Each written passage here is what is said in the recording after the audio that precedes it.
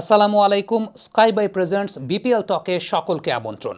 দেখেন, বিপিএলের পারফরমেন্স দেখে ইন্টারন্যাশনাল ক্রিকেটের পারফরমেন্সের মূল্যায়ন করা যায় না। তবে নাইম শেখের ব্যাপারে যদি বলি, বিপিএলেও তিনি স্ট্রাগল করতেন। একটা সময় এরকম ছিল যে Naim Sheikh as an opener national টিমে খেলছেন, কিন্তু বিপিএলের ঢাকা প্লাটুন তাকে খেলাচ্ছে 6 বা 7 নম্বরে, মানে ন্যাশনাল টিমের প্লেয়ার নিতে হবে দেখেই তারা নিচ্ছে। সেই নাইম শেখের একটা ইউটার্ন এই বছরের বিপিএল আমরা দেখতে পাচ্ছি। ইভেন এনসিএল টি-20তেও তিনি দুর্দান্ত ব্যাটিং করেছেন।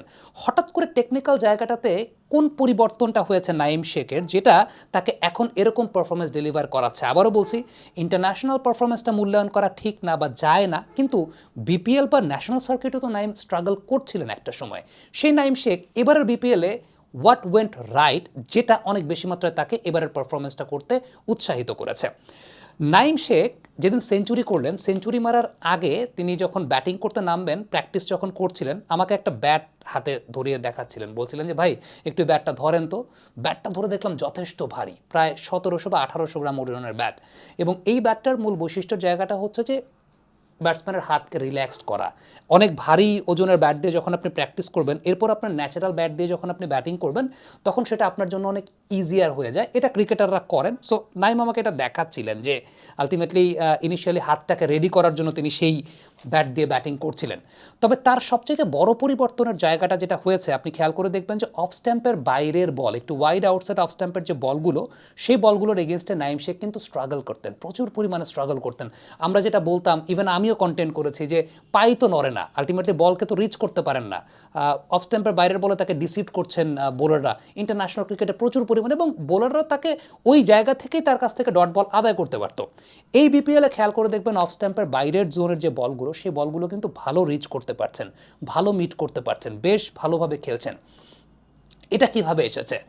ছোট্ট একটা জায়গায় টেকনিক্যাল পরিবর্তন হয়েছে। একটা টেকনিক্যাল পরিবর্তনটা হচ্ছে, আগে তিনি দাঁড়াতেন ব্যাট করতে, গার্ড পজিশনটা থাকতো লেগ স্টাম্পে। এখন তিনি গার্ড পজিশনটায় দাঁড়ান মিডল অফ করিডোরে। গার্ড পজিশনটা যখন তিনি মিডল অফ করিডোরে দাঁড়াচ্ছেন, অফ স্ট্যাম্পের বাইরের বলগুলো রিচ করা বা মিট করা তার জন্য ইজিয়ার হয়ে যাচ্ছে। এবং কিছু মুভমেন্ট তিনি নিজেকে নিজে ওইভাবে তৈরি করেছেন সাম্প্রতিক সময়, যাতে কিছু ইম্প্রোভাইজেশনও করতে পারেন। অর্থাৎ ওই মুভমেন্টটা থাকাতে যে বিষয়টা ঘটে, অফ স্ট্যাম্পের বাইরের বলকে তিনি খুব সহজে রিচ করতে পারেন। মূলত অফ স্ট্যাম্পের বাইরের বলকে রিচ করতে পারার পেছনে বড় পরিবর্তনের কারণটা হচ্ছে তার গার্ড পজিশনের পরিবর্তন, যেটা আগে তিনি লেগ স্টাম্প থেকে নিতেন, এখন সেটা তিনি মিডল অফ করিডোরে সেই গার্ড পজিশনটা নেন। সো এই জায়গাটা তাকে বিপিএলের মতো মঞ্চে সাফল্য দিয়েছে। আবারও বলছি, ইন্টারন্যাশনাল ক্রিকেটে সাফল্য পাবেন কি পাবেন না, সেটা ইন্টারন্যাশনাল ক্রিকেটে বা ওই স্ট্যান্ডার্ডের বোলিংয়ের এগেনস্টে দেখলে সেটা বোঝা যাবে। বাট বিপিএলের মতো স্টেজেও যেটা তিনি স্ট্রাগল করছিলেন, সেই স্ট্রাগলটা তো তিনি পার করতে পেরেছেন। একটা প্লেয়ার ন্যাশনাল টিমে খেলছেন, কিন্তু বিপিএলের মতো স্ট্রাগল বা স্টেজে তিনি স্ট্রাগল করছেন, সেটা তো দেখতে অবশ্যই ভালো দেখায় না, যে ওইখানেও স্ট্রাগল এখানেও স্ট্রাগল। সো ওই জায়গাটা থেকে একটা ধাপ অন্তত তিনি পার করেছেন, এবং আমার কাছে এই বিপিএলে তাকে যথেষ্ট পলিশড মনে হয়েছে।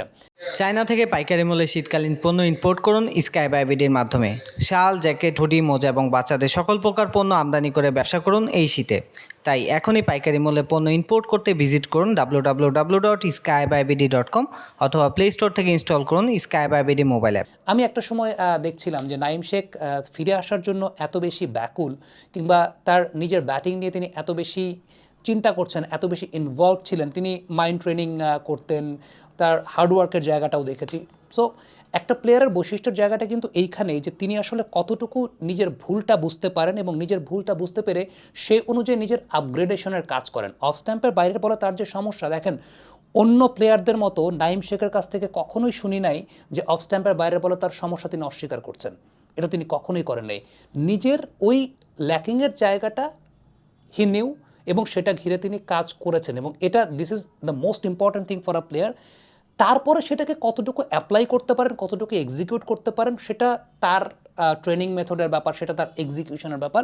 বাট এক্সিকিউশনটা যেমন হোক না কেন, তিনি চেষ্টাটা করেছেন, এই চেষ্টাটা কাছ থেকে দেখেছি, দ্যাটস ওয়াই সেই জায়গাটা বলতে পারি। এবং এই বিপিএলটা আমার কাছে মনে হয় যে তার ক্যারিয়ারের অন্যতম বড় একটা turning factor. Now let's see যে আরও বেটার কোয়ালিটি বোলিংয়ের এগেনস্টে তিনি কেমন করেন। এখনও খুব হাই কোয়ালিটি বা হাই পেসের বোলিংয়ের এগেনস্টে কনসিস্টেন্টলি, সেটা আমরা এখন পর্যন্ত দেখি নাই, যে একদম হাই কোয়ালিটি বা হাই পেসের বোলিংয়ের এগেনস্টে তিনি কীভাবে ব্যাটিং করেন। আই হোপ এগুলো করতে করতে আসলে হয়ে যাবে। তো বিপিএল স্ট্যান্ডার্ডে যে ধরনের বল এসেছে অফ স্ট্যাম্পের বাইরের যে বলগুলো সেগুলো রিচ করতে পারছেন বেশ ভালো because of his guard position. So একটা প্লেয়ার আমার কাছে মনে হয় যে সবলতার জায়গা থাকবে, দুর্বলতার জায়গা থাকবে। ডেফিনেটলি সেই প্লেয়ারটা যখন তার দুর্বলতার জায়গাটা ওভারকাম করে সবলতার জায়গাগুলো ঠিক করবেন, this is the thing for a player which is very much necessary. Thank you very much. Comment বক্সে আপনাদের মন্তব্য জানতে চাই।